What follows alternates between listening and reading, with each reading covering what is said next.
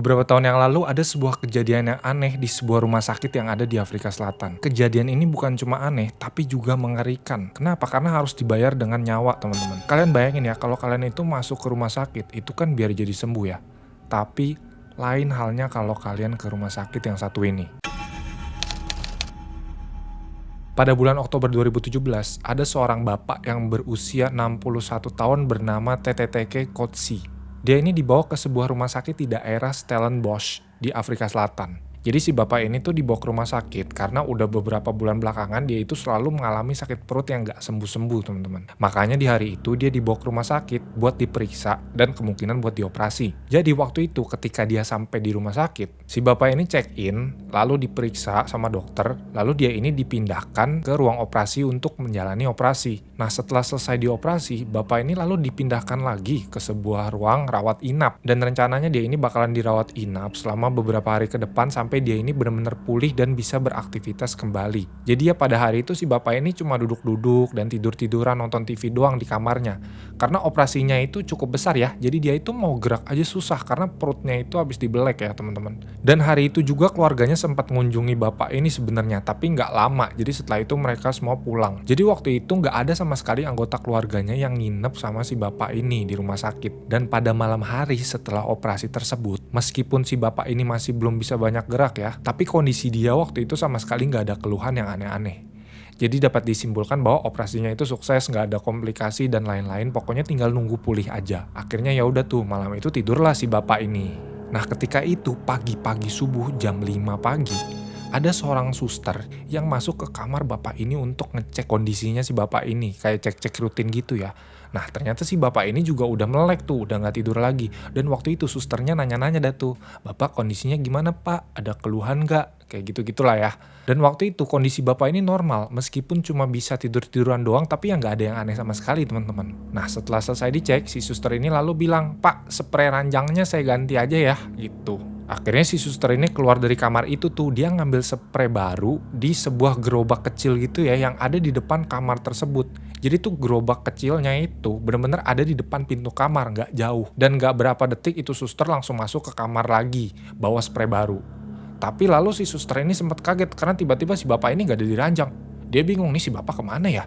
Lalu dia tengok ke kiri kanan, ternyata dia lihat di pintu kamar mandinya itu lagi ketutup. Oh mungkin si bapak lagi di kamar mandi kali ya, udah bisa jalan gitu. Soalnya pintu kamar itu kan cuma satu pintu ya, jadi nggak ada pintu lain ataupun jendela untuk bisa keluar masuk selain satu pintu itu. Jadi ya udah si suster mikir ya bagus deh sekalian si bapak ke toilet, sekalian gue ganti ini sprei.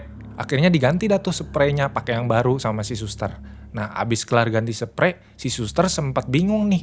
Ini si bapak kok udah lama nggak keluar-keluar ya dari toilet? Apa jangan-jangan dia kenapa-napa nih di dalam toilet?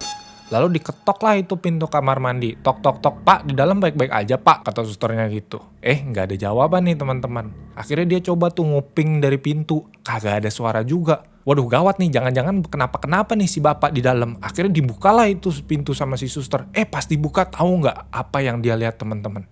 Ternyata kamar mandinya itu kosong, bersih, dan nggak ada siapa-siapa. Nah lo terus nih si bapak kemana gitu?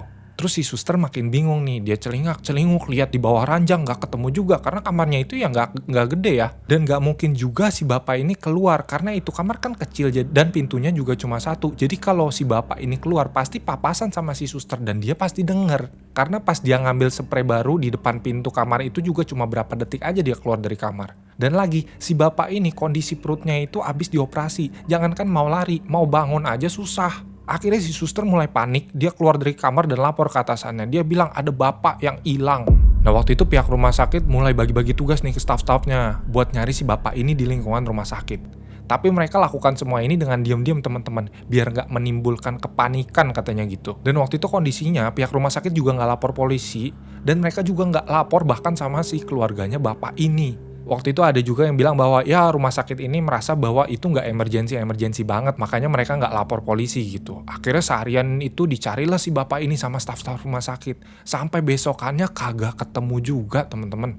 Akhirnya pihak rumah sakit mulai panik dan setelah sehari 2 hari mereka memutuskan untuk telepon keluarganya si bapak. Terus mereka tanya ke keluarganya, apakah si bapak ada sama mereka? Loh keluarganya malah bingung.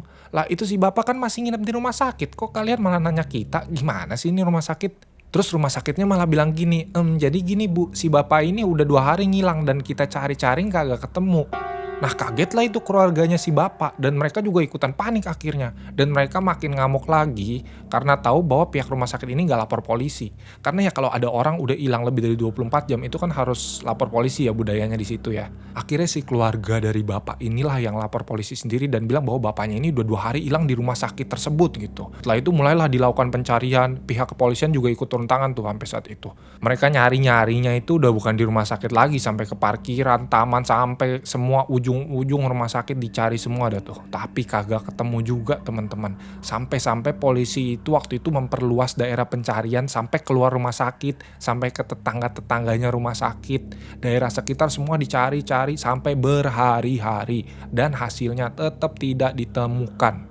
Itu di rumah sakit semua udah pada panik, keluarga udah pada nangis-nangis, kemana ini bapak? Lalu polisi juga udah pada bingung mau gimana, udah berhari-hari nih kita. Nah tapi teman-teman, anehnya 15 hari kemudian setelah bapak ini menghilang, ada kejadian lagi nih di rumah sakit itu. Jadi waktu itu ceritanya di rumah sakit ini tuh lagi ada tukang yang lagi kerja yang ngebetul-betulin apa nggak tahu, semacam kayak ada renovasi kecil gitulah. Nah salah satu tukangnya ini waktu itu tuh naik ke atas langit-langit rumah sakit. Jadi di atas langit-langit rumah sakit tuh ada kayak loteng gitu ya yang lebar banget, tapi dia tuh pendek. Jadi orang juga nggak bisa berdiri di loteng itu dan gelap banget lotengnya. Dan loteng ini juga nggak bisa sembarang orang naik ya, karena ngapain juga naik loteng, itu kan cuma kalau ada yang mau dibetulin aja baru orang naik ke situ.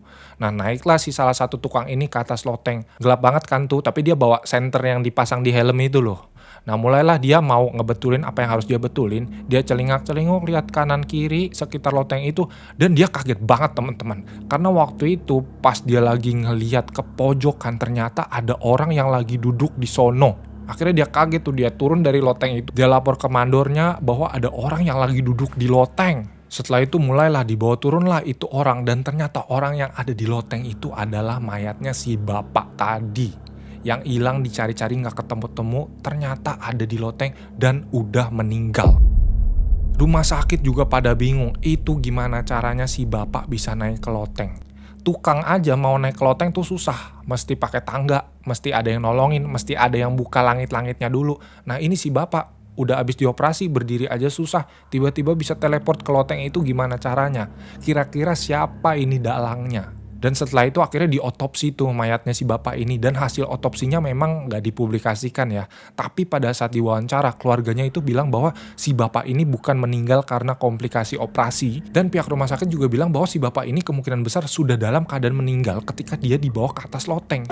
Jadi ini menandakan bahwa ada sesuatu yang diperbuat kepada si bapak ini sehingga dia meninggal, lalu mayatnya itu disembunyiin di loteng rumah sakit. Nah cerita serunya belum selesai sampai di sini teman-teman. 1,5 tahun kemudian, itu di tahun 2019 ya kira-kira, ada seorang pria lain namanya itu Sandil Sabia. Umurnya 53 tahun, masuk rumah sakit juga nih si Sandil ini. Tapi kali ini rumah sakitnya berbeda sama yang tadi, yang ini di daerah namanya Durban. Jadi ceritanya si Sandil ini masuk rumah sakit gara-gara tulang pahanya itu patah. Jadi dia itu mau berobat biar bisa jalan lagi. Nah lalu si Sandil ini dirawat inap di rumah sakit itu untuk dicek-cek ya. Dan 2 hari setelahnya ada sepupunya dia yang datang jenguk dia. Dan waktu itu si Sandil bilang ke sepupunya bahwa abis kamu pulang, saya bakalan ditransfer atau dipindahin ke rumah sakit lain dekat situ buat di X-ray. Mungkin rumah sakit yang itu kurang canggih kali ya, makanya dia mau dipindahin gitu. Nah udah tuh, terus sepupunya gak lama pulang karena si Sandil ini kan katanya juga mau dipindahin kan. Nah datanglah waktu itu dokter beserta suster bawa-bawa kursi roda gitu ke kamarnya si Sandil buat pindahin dia ke rumah sakit pakai ambulan gitu ya. Tapi teman-teman, pas mereka ke kamarnya si Sandil ini udah gak ada. Padahal kondisi dia tuh tulang pahanya lagi patah. Jadi boro-boro jalan, boro-boro lari, berdiri aja nggak bisa. Nah ini rumah sakit tuh terkenal banget keamanannya ketat gitu loh. Jadi nggak kayak rumah sakit yang pertama tadi. Akhirnya pihak rumah sakit tuh nggak pakai lama-lama, langsung telepon polisi, lapor ada pasien hilang. Setelah itu mulailah pencarian dilakukan dan polisi dan staf-staf rumah sakit semuanya nyari. Sayangnya selama berhari-hari nggak ketemu juga teman-teman. Nah tapi teman-teman, di hari ke-6 setelah si Sandil ini hilang, di rumah sakit ini ada kejadian yang aneh lagi. Jadi waktu itu ceritanya di rumah sakit ini tuh muncul kayak ada bau-bau gak enak gitu. Nah karena baunya ini gak hilang-hilang, dicari deh tuh sumber baunya nih dari mana sih. Ketemulah ternyata sumber baunya itu ada dari lemari janitor. Dan ketika dibuka itu lemari janitor, mereka ngeliat bahwa ada cairan warna hitam yang netes-netes dari langit-langit, teman-teman. Karena itu udah bau banget dan mereka bingung itu apaan, akhirnya dibuka lah itu langit-langit. Dan ternyata cairan hitam itu berasal dari mayat si Sandil yang udah busuk. Satu rumah sakit langsung pada heboh dan setelah itu langsung diturunin itu mayat dan diotopsi. Tapi sayangnya hasil otopsinya itu tidak dipublikasikan oleh pihak rumah sakit. Dan keluarganya pun juga pada saat diwawancara mereka no comment sama sekali. Jadi sejauh ini yang kita ketahui ya teman-teman, dalam kurun waktu 2 tahun, ada 2 pria di Afrika Selatan yang bisa dibilang gak berdaya ya, lagi sakit, gak bisa jalan gitu ya, tiba-tiba menghilang dari rumah sakit.